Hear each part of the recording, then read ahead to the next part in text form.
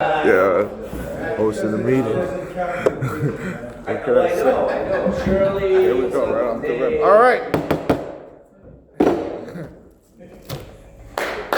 Let's gather up. All right. Constant vigilance. Hi, my name is Rob, and I'm an alcoholic. All right. Good. Welcome to the regular meeting of Constant Vigilance Group for Alcoholics Anonymous. We will open this meeting with a moment of silence. Please use it as you wish.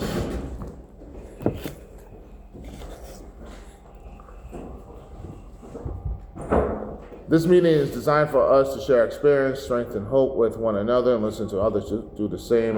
Unless there is a critical matter that requires you to monitor your phone, please turn off your phone volume or put it on vibrate. If you need to answer a critical call, please do so outside so as not to disrupt the meeting. Using cell phones at meetings to text or scroll through social media or using any other electronic device give the impression that you are not giving your full attention to the meeting and are disrespecting the speaker. Please turn off, put away all non-critical electronic devices now. This is a regular meeting of Constant Vigilance, group of Alcoholics Anonymous. This is an open meeting and we welcome all visitors, newcomers, and regular attendees. We ask that you accept this meeting with an open heart, with an open mind, and that all who participate confine their discussion to their problems with alcohol and alcoholism. We would like to emphasize that anything you hear in this meeting, other than the items read from AA literature, is the opinion of the person speaking and not necessarily of that of AA. We urge all newcomers to feel free to ask questions. There's no such thing as a dumb question in AA. Preamble of Alcoholics Anonymous. Alcoholics Anonymous is a fellowship of men and women who share their experience, strengths, and hope with each other that they may solve their common problem and help others recover from alcoholism. The only requirement for membership is the desire to stop drinking. There are no dues or fees. AA membership, we are self-supporting through our own contribution. AA is not in line with any set denomination, politics, organization, or institution does not wish to engage in any controversy, neither endorses nor opposes any causes.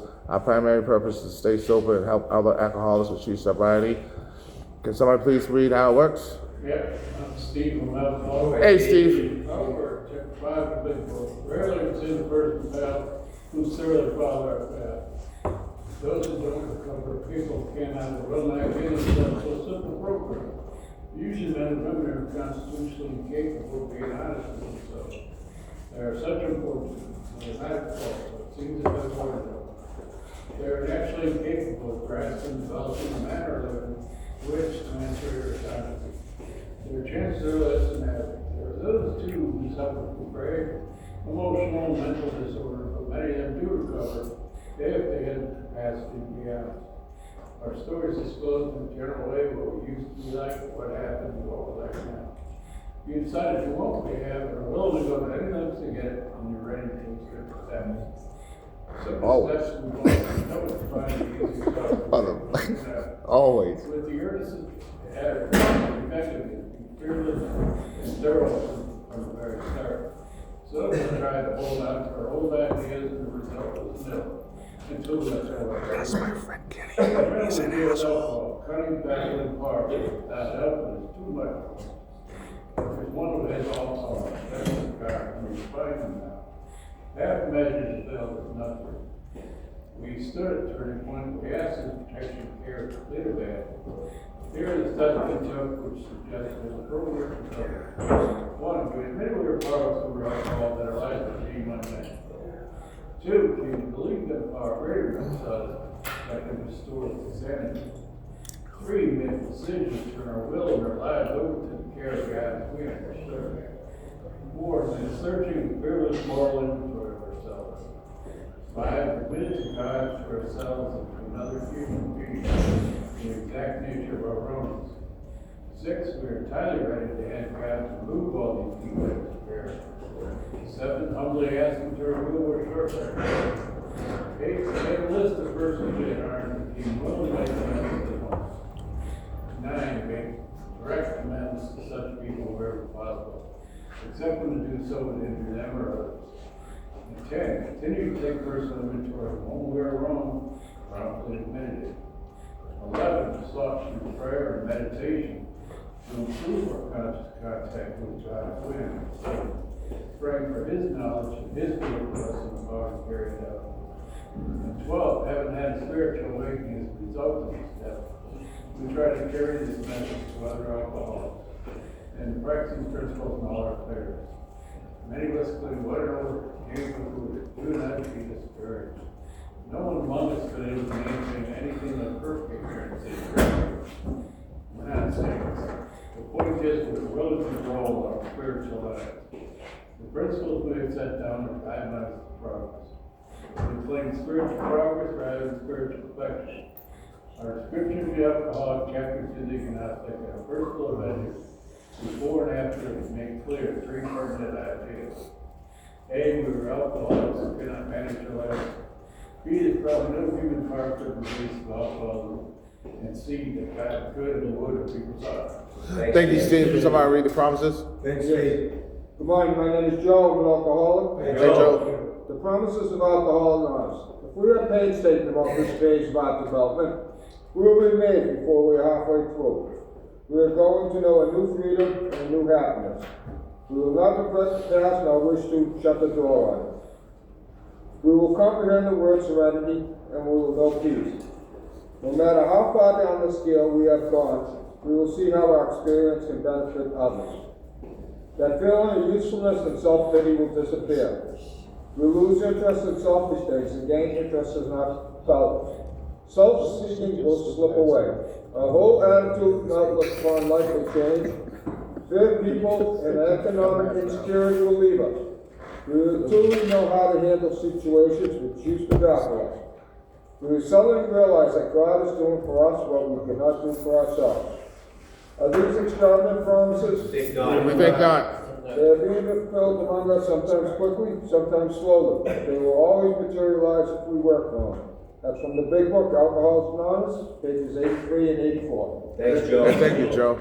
Hi, everyone. Rob, alcoholic. You know, it's funny. I was just sitting down, and I noticed that the chair was empty, and nobody volunteered to jump up. So I said, "Okay, F it, I'll do it." You know. Hey, thank you.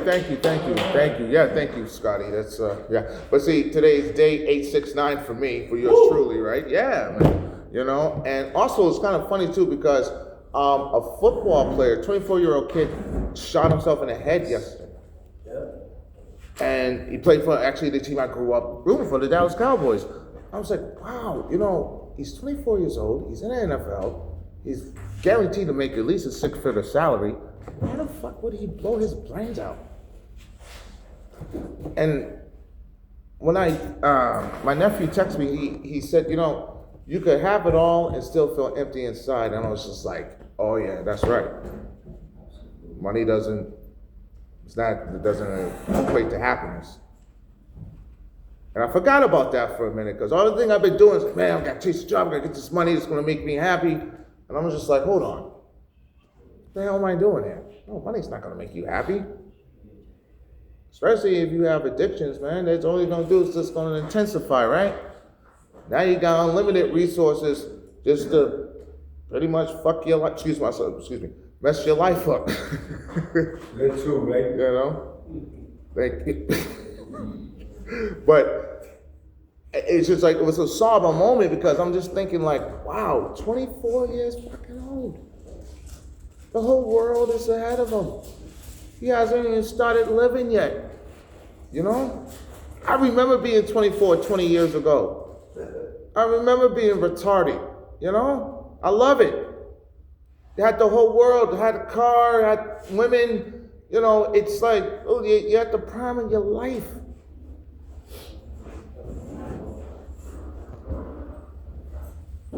And the thought occurred that you just never know what somebody is going through.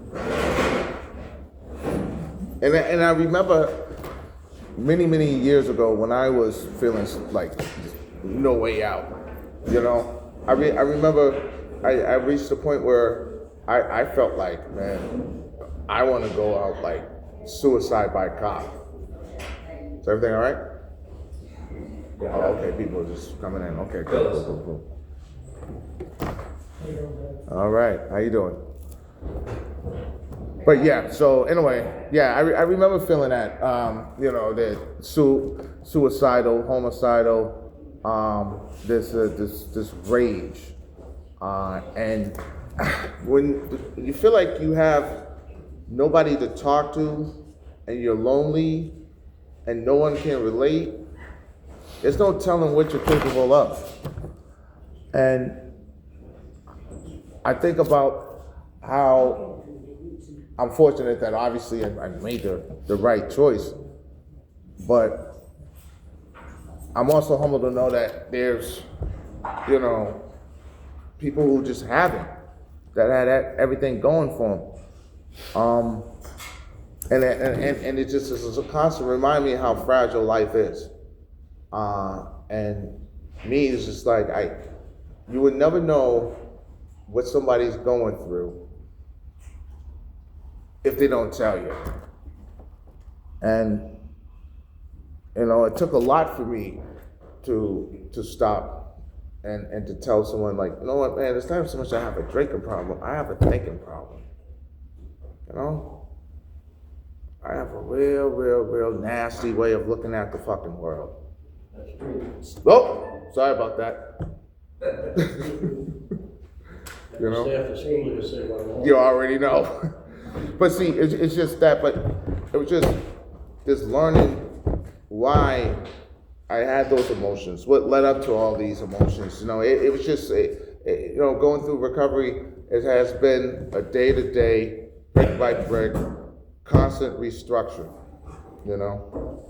and it's a commitment that I can't really pretty much like describe into words, but it's going to take everything you've got to recover, if you ever recover.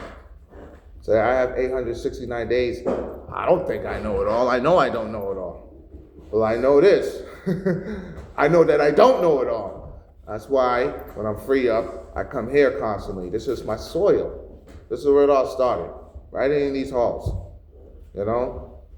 Met interesting men like Kenny.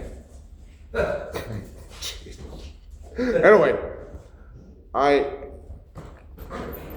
gonna be more grateful. I'm gonna be more grateful because it's just like, I was that kid at 24. I was that kid at 28. I was that kid at 32. You know what I mean? Where it's like depression is real.